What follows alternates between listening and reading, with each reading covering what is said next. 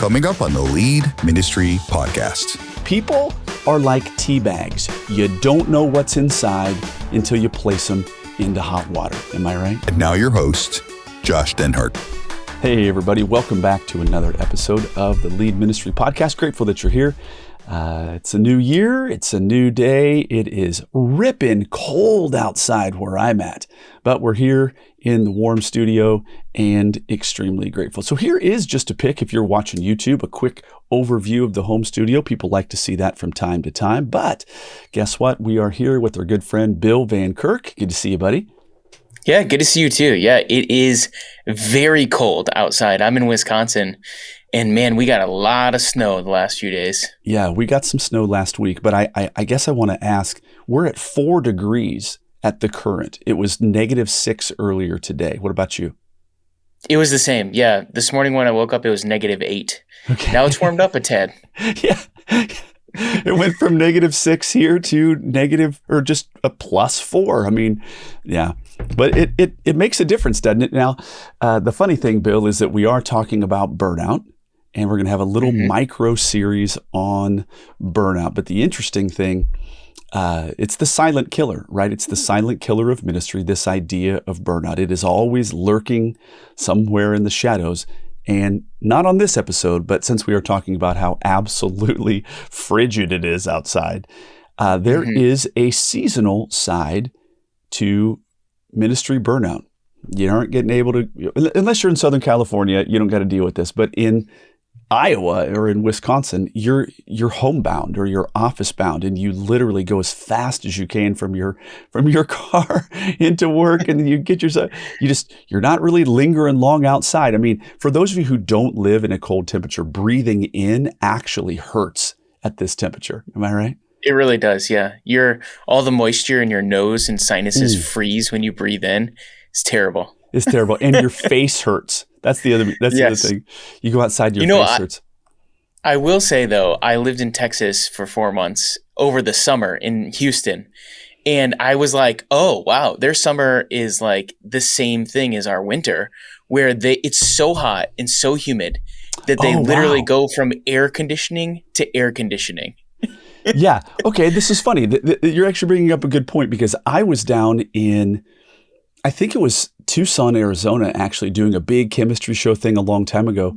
And everybody got up in the early morning, did stuff, and then everybody went to sleep during the day. And then they got up around 6 or 7 p.m. and then hung out once the sun went down. Isn't that weird? That is so weird. Yeah. In Houston, it was even worse, because the first night I got there, being from Wisconsin, I was like, oh, so hot today. I'm so excited to cool off a little bit. The sun goes down. I walk outside, and it is still 89 degrees outside with the sun down. Yes. Yeah. But last year, I was in absolute West Texas, and I remember it was 94 degrees, and it was evening. And I was like, bro, that is tough. Well, kind of fun. It's cold out there, I'll tell you that much. But what the silent killer of ministry is 100% burnout. So we're going to have a little series on this. The podcast series is ultimately, even though it may not be titled this, it is ultimately how to avoid burnout, because burnout is the death of us, and we just simply don't want that to happen. Well, let's give a quick definition here of what we're going to be talking about. Burnout, we're going to be talking about exploring how unnoticed stress and gradual fatigue can undermine your effectiveness in ministry. That's tough, right? Unnoticed stress and gradual fatigue. Yeah, what's scary about that is you don't even know sometimes that it's happening to you. Right. You just feel a little bit tired. You feel a little bit like something's off. And then that builds over time. And then all of a sudden you're in that stage of burnout. That's exactly right. And so we want to point out how to see some of those evidences of stress, how to see how some of this gradual fatigue. We'll talk about that a little bit today. But of course, if you've been on the podcast for any length of time, we have 3 big buckets. Now, Bill, I want people who listen to the podcast to understand that we have strategically structured the podcast with their brain in mind. For us to have these 3 buckets, we're kind of building from an educational standpoint, what's called educational or mental scaffolding. We're providing like little rungs upon which they can hang the content. So our first rung, of course, is we're going to define it. We're going to then take it deeper and develop it. And then we're going to have some application to do it. So those are our big 3 buckets. So let's define it. But how, from a definition standpoint, how do we even identify burnout? Well, here's a hard truth, and I shared this with you earlier, Bill, and I saw you resonate with it. People are like tea bags. You don't know what's inside until you place them into hot water. Am I right? Yeah, I love that. That's a great word picture because it's so true. I make tea every single morning for my wife. And so I'm just thinking about, oh yeah, as soon as you put that tea bag in and you let it in hot water and you let it stew in there, you know what kind of tea it is, right? The contents, you put it in there. Yeah. And it's like, oh, that's definitely Earl Grey, or that's definitely peach tea, or that's definitely all these other, teas. And so the contents of what's inside of that little tea bag, in a sense, are a mystery. It's kind of a mystery. And what's truly inside of us often is a mystery. But when all of a sudden you place us into hot water, the true contents of our insides comes out. Well, if that is true, if people are like tea bags and you don't know what's inside until you place them into hot water, here's the reality check. What is coming out of you is likely what's happening inside of you. Now, that is not the most comfortable thing to contemplate. Now, I'm having a good week and I've been having a good month. I'll put it that way. But there have been times that I look back and I'm like, wow, you are not the nicest person as a dad or a husband to truly be around, right? Yeah. That's interesting to think about how your outward behavior, and maybe something that's typically uncharacteristic of you, yes, is actually an indication that there is something off inside. True. Very true. And so again, it's almost as if our behavior is what would be called a lagging indicator, right? Our behavior is actually the final stage. And you could trace it back to what's truly going on inside. And, the other day, I was feeling off, and I was, even at the store, I was just like a little bit on edge. And I'm like, okay, whoever jacks with me, I think I need to really cool myself here, because I was just feeling, and really what it was is I was simply overly tired. Yes. And so something as simple as that. But here's the deal. My insides were physically exhausted. And so I was now aware of, wow, you're on edge and you are quite likely to snap at somebody. And so I came home, lovingly greeted everybody, and I said, hey, I'm going to go take a nap. I mean, listen, I'm old, dude. My kids had a bunch of friends over, Bill, and my daughter has this boyfriend and we like him and he's cool. He's a star basketball player. My daughter's the dance team captain. So they're kind of this thing, whatever. And he was over. And my daughter and her soon-to-be fiance are over, and all these youngsters are hanging out, and it was fun.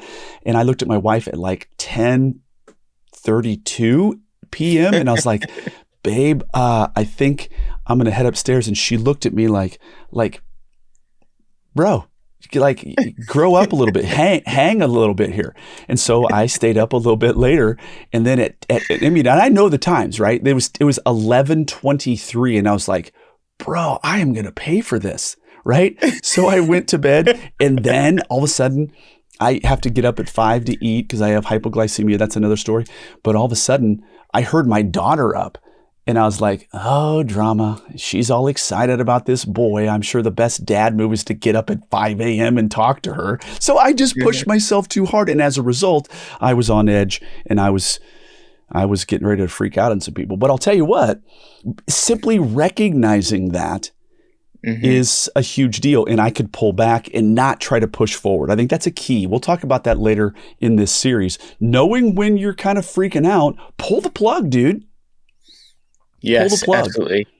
Yeah, stop that cycle, because it's one thing to have a moment or a day like that where you're like, I'm just off today, and recognizing you need rest. It's a whole nother thing to try to endure that coming out of you for a whole season or for a whole Right. year, which a lot of people do. That's exactly right. And so what's coming out of you is likely what's happening inside of you. Well, here's a couple of symptoms of burnout as we're kind of defining it. Number one, we've been talking about it, straight up physical exhaustion. Now, there are times you're tired for a day or whatever. That is not necessarily an indication of burnout, but if you don't address the idea that you're physically exhausted, whether you're not getting enough sleep, whether you're not getting exercise, which is quite counterintuitive, exercising, actually, you're burning energy, but you somehow have more energy. So that kind of upside down kingdom thing all over again, right? But physical exhaustion for an extended period of time, that's a symptom that you may be experiencing burnout. Another one, the inability to quickly rebound. Now, this is different than generalized physical exhaustion. And I've done a lot of research on this one. My favorite thing, Bill, this idea of the inability to quickly rebound. One of my favorite things is this fella. He's a professional tennis coach, and he's a slight built man. I don't know. I don't think that he's going to, dominate on the tennis court, but he knows how to coach those who do dominate on the tennis court. And he has coached, all of the world champions that we would know their names. And he's very soft-spoken, and he was in an interview and he said, I can tell by simply watching people warm up or practice, I can tell who's going to win and who's going to lose. And the person was like, well, is it their serve? Is it their agility? He said, no, it's their ability to rebound. And they said, like, rebound a shot? He said, absolutely not. It has nothing to do with their execution of hitting the ball or rebounding or hitting the ball back as a volley. He said, after a point has happened, he goes, if they can compose themselves and rebound after they've just done some serious physical exhaustion, those who have the ability to rebound quickly, they're going to be the winners. That's amazing. That's so true. Like, you think about that probably applies to every sport to some degree. And I think it applies to ministry as well. Oh yeah, absolutely. Yeah.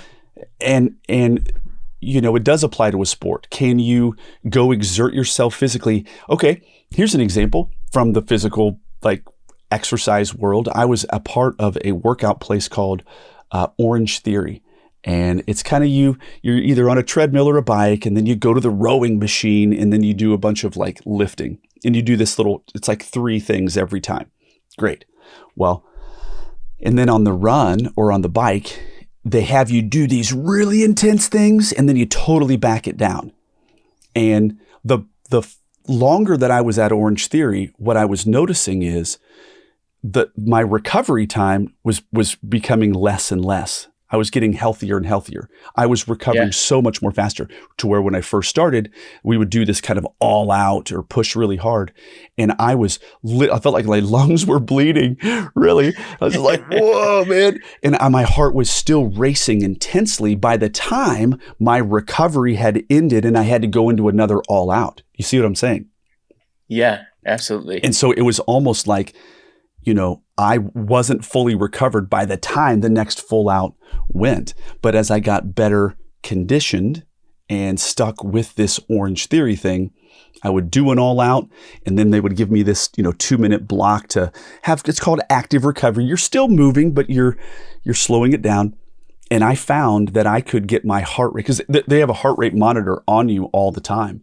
And so you can actually observe how you're actually doing and recovering. And all of a sudden it's like, oh, dude, you're in the blue zone. I'm like, wow, I recovered fast. And that's an indication of my health. And the same is true in ministry.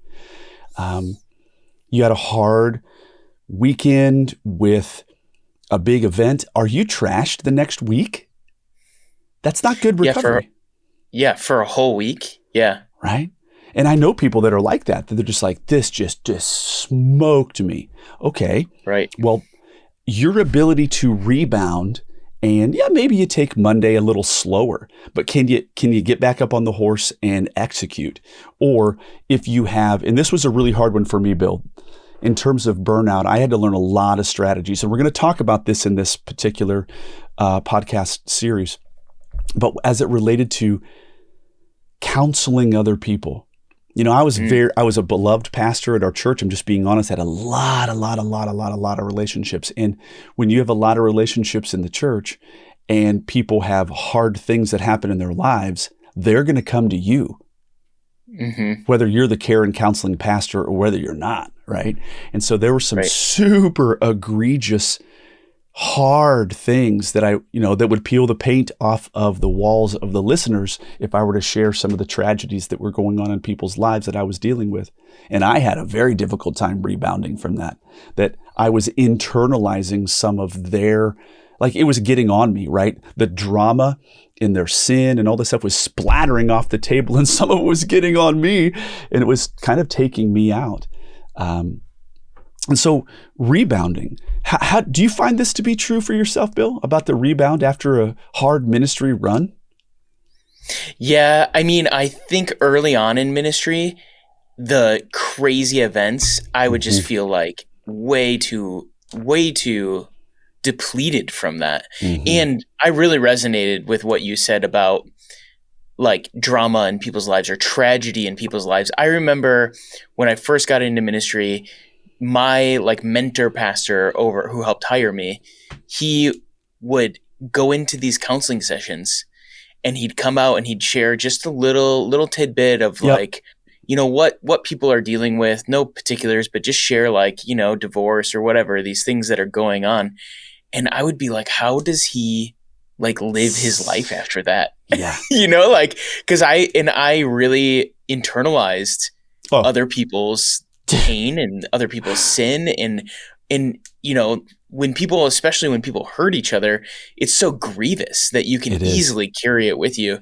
And I think being able to rebound from that kind of looks like being able to trust God that you're not responsible for everybody's sin issue, for everybody's hurt, for everybody's pain. You can walk alongside of them, but you can't take it on for your own. That's exactly right. Here's what my wife used to say, and she would make me say this out loud. And then until it became, I got goosebumps, man, until I personally internalized it. And then I would say it, I would, coach myself, but she would say, you didn't do this. This is not your life. You didn't make that choice. Say that. And I'm like, I didn't do this. This is not my life. I didn't make this choice. Because like somebody came to my office and had $86,000 in credit card debt and their marriage was literally falling apart. I was just shuddered. And he, this is a long time ago, and they both are now divorced, and I know one of them is remarried. But the interesting thing is that he looked at me and he goes, I need you to save my marriage. And I was young, and I just was like, oh my word. And I had a moment of nominal intelligence, and I said, I don't think that things got here overnight, and I certainly don't think that an hour counseling session is going to repair this. And you got a lot of work to do. But I mean, I didn't do that. We were very intelligent financially, but that superimposition of their bad stuff, we've got to figure that out. And we have to figure out how can we rebound? Because if you're not rebounding well, it's just going to mount upon you. And more's going to come out. You're going to lose the tennis match. You're going to lose the tennis match because you can't be on your toes for the next thing that is inevitably coming. Well, another symptom of burnout is dropping balls and literally just messing up. That's the truth, isn't it? You're overwhelmed, you're scattered, right? I remember a season of my life where, and I'm a pretty on top of it kind of guy when it comes to my life, but as we talked about, what's coming out of you is an indication of what's inside of you. A tea bag, you don't know what's inside till you put it in hot water, and things were way too many things were going on in my life. And an outward indication that I wasn't doing very well was that I was missing deadlines. I was dropping balls. I was extremely forgetful. That was the thing. That I'd be like, oh my word, and so I felt like this. I felt like I had ADHD, like clinically. Right. Yeah, this always reminds me of this concept of RAM in a computer. So Ooh. your random access memory in your computer is what basically helps programs run, right? Like that's what your computer uses to run applications. And when you run too many, strong applications or too many applications at the same time, you have 87 tabs open on your Chrome browser. That can actually eat up all of your RAM, and then your computer slows way down, and it's not able to do all the processes anymore. That's right. And I think when we're in that stage of entering burnout, or we're in burnout, your brain's like, I can't handle all this, so I'm going to drop this thing. I'm going to drop this thing. You're not going to remember that. You can't bring that up when you need it. That's how your brain's operating in that moment. That is so true. Because it is actually healthy. It's a healthy parallel to think about our brains like a computer sometimes. I truly think so. They're very similar. And that RAM, right? And by the way, the interesting thing is, I didn't know this, but when you want to change the font of like on a Word document, and you click that, and then it's blank and it takes a little bit, that is your computer just like thinking about that. But once it's been pulled up once, it's top of mind to your computer, and it picks it up pretty quick. But the thing is that if you have so much going on, your machine's going to get tapped, and my machine was getting tapped, right? Right. Well, and I'll say this about it too, that if you're normally a person who is on top of things, and you're a competent, minister, and you make all of your meetings and you get everything in time, and then you find a time period in your life where you are starting to drop balls and you are starting to mess up, that's when the symptom is showing itself of potential burnout. That's exactly right. And then to compound that, since I am a generally together kind of person, when I was perpetually dropping balls and being hyper forgetful, and my wife, I'm like, this is kind of a joke in our home, but she made me go to the doctor, and like they tested me if I had ADHD, which I do not. So I was just like, okay, I'll acquiesce. I'll go along with your internet diagnosis of me, you know what I mean? But to the point where that my forgetfulness was causing her to go, dude, is there something legitimately wrong with this person? Right? But then the thing that I wanted to point out is not necessarily that my wife, that was a funny story, whatever, but because I was dropping balls, then it stressed me out, which then compounded my sense of failure in this moving more and more and more closer to burnout, right? It's a cycle. It's a cycle. So my badness ended up, my forgetfulness ended up making me more upset. So, but then again, here's our last one: symptoms of burnout. Yes, we got physical exhaustion. Yes, we have the inability to rebound quickly. Maybe you're dropping balls and messing things up, but the classic one in my world, there you have it: a very short fuse. When you are this is like the anti-fruit of the spirit, right? Yeah, absolutely. So for me, when I am short, snappy, biting people's heads off, I don't have peace, I don't have patience, I'm not exhibiting kindness, that is a massive symptom that there's something dark and wrong going on inside. So those are kind of the symptoms of burnout. But what we want to do now is this big bucket number 2. We kind of defined it. Let's develop it. Let's take it a little bit deeper. And of course, that last slide said, why is ministry ripe for burnout? Like, what's unique about ministry that has such a high level of burnout? I know there's other careers that have burnout. I get that, but ministry is up there with the top. So we're going to go through a handful of things that are simply unique about ministry. And the first one that I'm going to bring up right here, it came to me a couple of weeks ago, and I was at a kind of a ministry conference or of sorts. And as the speaker was talking, I just was flooded in my mind about how unique ministry is. And here's what it is. Something unique about ministry. When someone says yes to a ministry job, they automatically become the HR director of an unpaid workforce. And they do not know that. That's so true. Yes. So So you say yes, like I'm like, oh man, I love God. I love the Bible. I would really like to help people. And I signed the dotted line, and now I'm the children's director. Little do I know that I'm now the HR director of an unpaid workforce of 450 people a month. Yeah. What? It is wild. It is wild. Because you think when you get in ministry, often you get into ministry because, hopefully it's a calling, but also because you've done ministry and you enjoy the work of doing ministry. And what you realize is when you get into ministry as a leader, you are no longer just doing the hands-on work of ministry. You're in charge of, just like you said, an unpaid workforce. And that makes it super difficult. It makes it super difficult. And if you don't know that, this unique thing, okay, like my brother-in-law's in construction, one of the unique job hazards that he has, and he tells me all the time, he's like, bro, you have no idea. Every time my phone rings, I have a slight anxiety attack. And I'm like, why? And he goes, I build new homes for a living, and they paid insurance that if anything goes wrong over the next 24 months, it's on me. So he said, every time the phone rings and it's an old home that I've built, even if it's like a year ago that it's been built, I have a complete anxiety attack. So that is a job hazard for him. But there are different job hazards that we experience. And you got to understand that if you're standing in the construction line, okay, you got that going on.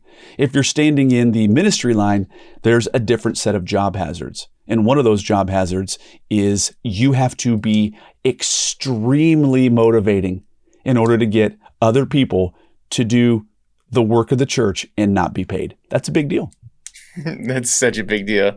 And it's not just getting them to do the work of the ministry. It's also in the church, it's unique because you're in relationship with these people. Bingo. And people's lives are messy. So you have all of the tasks that you need to get them, geared towards, but then you also have, hey, they're dealing with this thing with their kid, and they're dealing with this thing with their marriage, and they are $68,000 in debt, It's all of this. And so it is just that unique. You're not just their boss for tasks. Like it's this really weird amalgam. Another one, things that are unique about ministry. Number 2 is your unpaid workforce is your main source of income as a church. Yeah, that is such a weird dynamic when you really think about it. Yes. So there is no other job. And I have thought long and hard about this, is that, somebody's like, what? Income? Yeah, don't forget that your church is funded by the good giving of the good people of your church. That is, in a sense, I'm not saying it's revenue, but it's the income that comes to your church that allows you to have staff people, allows you to support different endeavors like an event. All of that is coming from the generosity of the people that attend your church. Oh, and by the way, who are the most generous people? The ones who are the most committed. Who are the most committed? The ones who are volunteering and serving of their time. So it's like, it's your unpaid workforce is your main source of revenue as an institution. That's just unique. Yeah, it's very unique. And that complexity adds to the idea that burnout can happen. Another unique thing, a third one. Tragedies or emergencies do not strictly happen from 9 a.m. to 5 p.m. That is so true. Yes.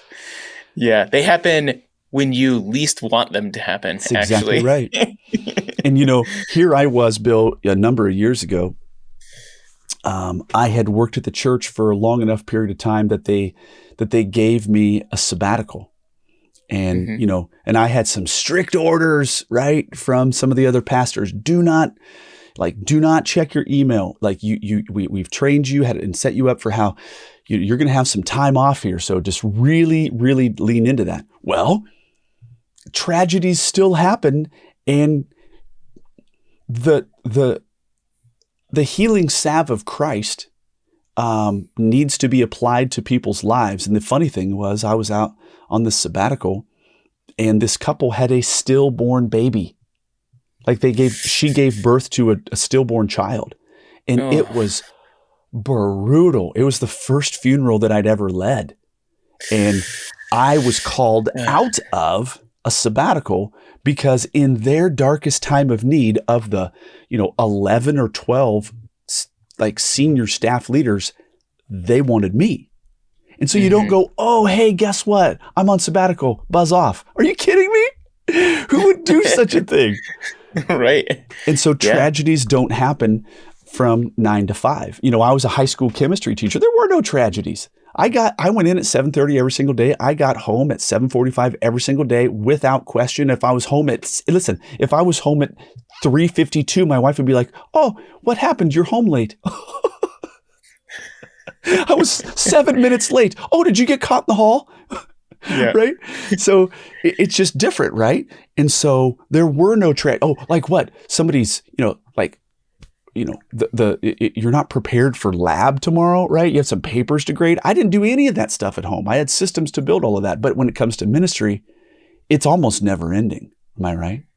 It is so true. And I think this is one of the things that people outside ministry don't really realize. Yeah. That you never really turn off in ministry because it's about relationships and it's about people's lives. Yep. And so people's tragedies, their emergencies, their questions, they don't end when you're done at the office. They just continue on, and people have an expectation of ministers that they would be available. And I think that there is a boundary, and there are boundaries with that. I get that. Yeah. Right. We're not saying that but I'll say this. My wife and I summed it up that ministry is more of a lifestyle than it is a 9 to 5. It's a lifestyle. So true. I like that. Number 4, another unique thing. Some of those who you love and serve, those are going to be some of the people who betray and abandon you. This is a legit, and I get it. Maybe somebody at the banks backstabbed you and you didn't get the promotion. Okay, that's fine. But they're not your intimate friends. You may work at the bank and they're a coworker, but these are your people in the church that you're serving with. They are your intimate friends. And we'll talk about this. It's hard because it's the family of Christ, right? Yep. And so like in a very real way, the people you're doing ministry with are your brothers and sisters. That's and when you get into ministry, you don't think you kind of have I think everyone has a pie in the sky. Everything's going to always work out. We can resolve any issue. Yep. And then if you're in ministry long enough, there's going to be some people who really hurt you. That's exactly right. And the funny thing is, I remember the very week that I took the job, a beloved family who had taken us to the Iowa State Fair and just great people, loving people. We'd known them for a decade, right? And as soon as I took the job, I was their immediate enemy. And they were maybe they felt, I don't know what the deal was, but they were literally out to get me. It was like on a dime, and I was like, what the heck just happened? Yeah. That happens in ministry. Here's another one. Ministry is one of the loneliest people jobs in the world. You are literally around people, but if you aren't careful, they are surface level relationships that are only outward going. You're pouring out and it's not coming back to you. So these are some of the things that we're going to talk about. But as we close out the podcast, what are some strategic inputs, right, to avoid burnout? Well, again, this hard truth, people are like tea bags. You don't know what's inside until you place them into hot water. Well, then the idea then is to make sure what's on the inside is good stuff. Mm-hmm. And so we're talking garbage in, garbage out. If you're putting garbage in, you're going to get garbage out. If you put good things in, you're going to get good things out. So we're going to go fast through these, Bill, but on this particular podcast series about burnout, we're going to talk about critical relationships. You need critical relationships. Another one, the 6 R's. And somebody's like, well, hello, tell us what they are. Got to stay tuned on that one. We don't have time for the day. Another one is outside counseling. So one of the episodes we're going to talk about is how do you avoid burnout? You need outside counseling, like emotional therapy type counseling. Another one, rest and recovery. That's going to be another topic that we discuss. Rest is not a 4-letter bad word but sometimes in ministry it's very avoided. Another one, healing others ultimately ends up healing yourself that'll be a topic that we talk about in terms of avoiding burnout. Because if you don't deal with your stuff that you got on the inside, you're going to get eaten alive. Well, another one is getting outside coaching. That's going to be a way to avoid burnout, along with courses and podcasts. Yes, we are going to encourage you to get outside education and sharpen your saw. Well, listen, gang, this is good. Bill, we're off to a good start. We're noticing actually that people kind of dig these little micro series that we have, right? Yeah, I think it's kind of like your framework for a podcast series, or for a podcast itself. You have a framework of, hey, I know what my brain is geared towards the subject we're going to be talking about. So yes. I think it's good. Yeah. So it's we're going to do, it'll probably be 6, 8, 9, 10 episodes or something like that. But we're very grateful. I'm grateful for you, Bill. I'm grateful for these fun conversations. And gang, this has been the Lead Ministry Podcast, and we will catch you guys on the next one. And that's a wrap for today's episode of Lead Ministry Podcast. Don't forget to subscribe and leave us a review. Make sure to follow us on Facebook and Instagram, and visit leadvolunteers.com for more episodes and resources. Thanks for listening.